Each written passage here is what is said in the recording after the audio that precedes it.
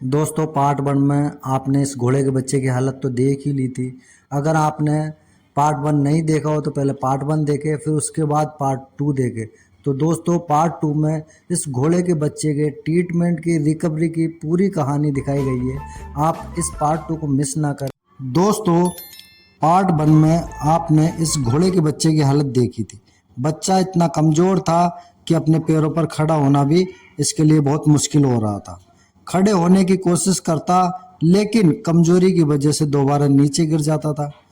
अब सबसे ज़रूरी था कि समय पर सही ट्रीटमेंट शुरू किया जाए। बच्चे की स्थिति को देखते हुए पशु चिकित्सक की सलाह के अनुसार ट्रीटमेंट शुरू किया गया। सबसे पहले इसकी हालत को ध्यान से देखा गया और इसके बाद ट्रीटमेंट की शुरुआत की गई। बच्चे को आईवी ड्रिप लगाई गई ताकि शरीर को जरूरी फ्लूइड्स और सपोर्ट मिल सके। ध्यान रहे किसी भी पशु को आईवी ड्रिप ट्रीटमेंट या कोई भी दवा बिना पशु चिकित्सक की सलाह के न दे। ट्रीटमेंट हमेशा पशु की स्थिति के अनुसार ही किया जाना चाहिए। आईवी ड्रिप धीरे धीरे दी जा रही थी और इस दौरान बच्चे की हालत पर लगातार नजर रखी गई।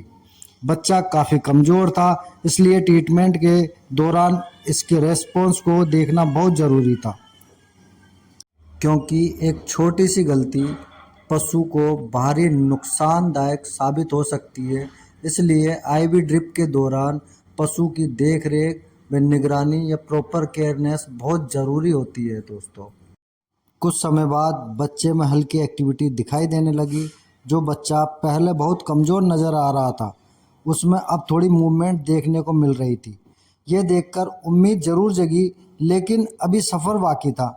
ट्रीटमेंट के बाद बच्चे की हालत पर लगातार निगरानी रखी गई। अभी इसे पूरी तरह ठीक नहीं कहा जा सकता था। इसे आगे भी पशु चिकित्सक की सलाह के अनुसार ट्रीटमेंट और देखभाल की ज़रूरत थी।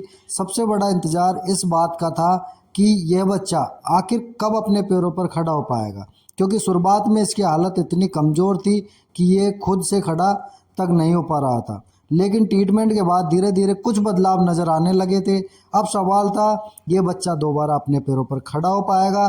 क्या इसकी हालत में कोई सुधार आएगा? इसका जवाब आपको अगले पार्ट में मिलेगा।